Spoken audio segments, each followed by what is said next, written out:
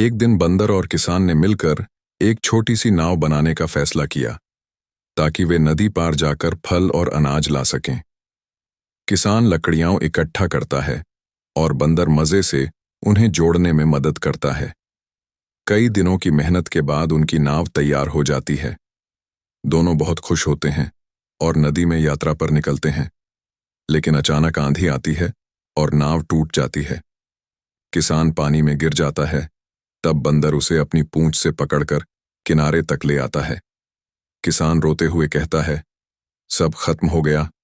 मगर बंदर मुस्कुराकर कहता है, हम फिर से बनाएंगे।